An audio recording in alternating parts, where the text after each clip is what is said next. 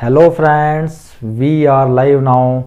और आज हम मैथ्स में एलसीएम और एचसीएफ के बारे में पढ़ेंगे कि एलसीएम क्या होता है और एचसीएफ क्या होता है।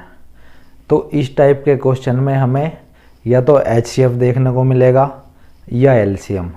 और अगर हमें ये दोनों देखने को मिलते हैं तो उसमें पूछा जाएगा हमसे पहली संख्या और दूसरी संख्या।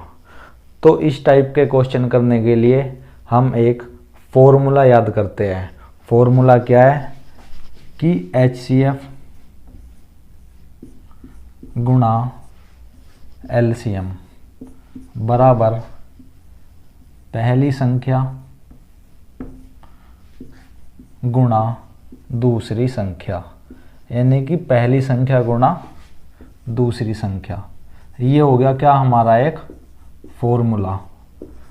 तो जो इस टाइप के क्वेश्चन आएंगे हमारे एलसीएम और एचसीएफ से रिलेटेड, उसमें हमें एचसीएफ देखने को मिलेगा, एलसीएम मिलेगा, पहली संख्या देखने को मिलेगी और दूसरी संख्या मिलेगी।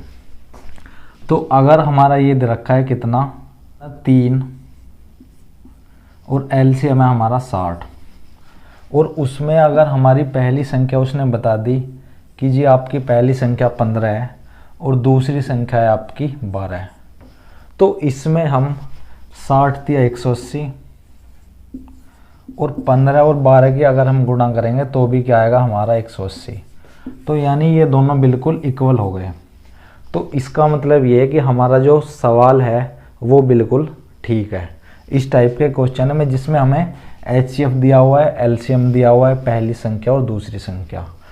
तो अब हमारे सामने क्वेश्चन ये है कि जो एग्जाम में क्वेश्चन आएंगे वो कैसे आएंगे। तो अब हमारे सामने क्वेश्चन लिखा है कि दो संख्याओं का एलसीएम 1920 है और उनका एचसीएफ है 16 है, और अगर उनमें से एक संख्या 128 है तो दूसरी संख्या ज्ञात कीजिए। तो हम फॉर्मूला यूज करेंगे एचसीएफ गुणा एलसीएम और बराबर पहली संख्या गुणा दूसरी संख्या। तो उसने एलसीएम क्या बता दिया हमारा 1920 और एचसीएफ कितना बता दिया उसने 16, और एक संख्या उसने हमें बताई है कि जी भैया एक संख्या है आपकी 128 और हमें दूसरी संख्या ज्ञात करनी है, इसे हम x मान लेते हैं। तो सिंपली 16 गुना 1920, जो ये 128 है ये आ जाएगा इसके नीचे 128, और हमारी जो आंसर आएगा वो आएगा x का निकल के। तो हमारी x की वैल्यू निकल कर सामने आ जाएगी। तो यहाँ पर जो हमारी x की वैल्यू आएगी इसे काटने के बाद में वो कितनी आ जाएगी 240। ये होगी हमारी किसकी x की वैल्यू इस क्वेश्चन में जो हमारे सामने लिखा हुआ है। तो अब हमारे सामने जो एचसीएफ और एलसीएम का क्वेश्चन आएगा उसमें एक अनुपात के रूप में वो क्वेश्चन हमारे सामने आएगा, यानी कि एक रेशियो के उसमें, यानी कि रेशियो के रूप में। तो उस क्वेश्चन में आएगा कि यदि दो संख्याओं का एलसीएम 420 है और उनका अनुपात 5:6 है तो हमें क्या बताना है एचसीएफ। उन संख्याओं में हमें एचसीएफ बताना है। तो हमें एलसीएम दिया हुआ है 420, एलसीएम क्या कितना है हमारा 420, और उनका जो संख्याओं का अनुपात है, संख्याओं का अनुपात वो कितना है हमारा 5:6। तो हमारा संख्या का अनुपात है 5:6। तो बस हम इन दोनों संख्याओं को फॉर्मूले में रख लेते हैं। फॉर्मूला क्या था कि एचसीएफ गुणा एलसीएम बराबर पहली संख्या गुणा दूसरी संख्या। तो हमारा एचसीएफ हमें दिया हुआ नहीं है क्योंकि हमें एचसीएफ निकालना है, और एलसीएम है हमारा 420। पहली संख्या और दूसरी संख्या का अनुपात दिया हुआ है तो हम इसे ही लिख लेंगे 5×6। तो ये हो गया हमारा 5×6 30, और एचसीएफ गुणा 420 तो यहाँ पर हमारा HCF निकल के क्या आ गया 14। ये हो गया हमारा इस क्वेश्चन में क्या HCF। तो अब हमारे सामने क्वेश्चन है कि दो संख्याओं का अनुपात 13:7 है और इनका HCF है 7 और हमें ये दोनों संख्याएं ज्ञात करनी है। तो दोनों संख्याओं का अनुपात, दोनों संख्याओं का अनुपात कितना है हमारा 13:7 और उनका जो HCF है वो कितना है हमारा, वो है हमारा 7 और हमें ये दोनों संख्याएं ज्ञात करनी है।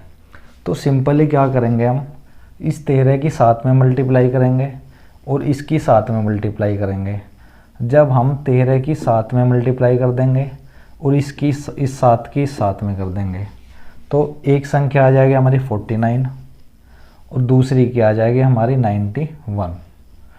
तो हमारी जो पहली संख्या है वो आ गई हमारी कितनी 91, दूसरी संख्या आ गई हमारी क्या 49। तो इस टाइप के क्वेश्चन में जिसमें हमें HCF दिया हुआ है, दो संख्याओं का रेशो है और उसमें संख्याएं निकालनी हो तो सिंपली रेशियो की HCF में हम मल्टीप्लाई कर देंगे, यानी कि हम गुणा कर देंगे HCF में। किसकी, हम HCF की रेशियो में मल्टीप्लाई कर देंगे।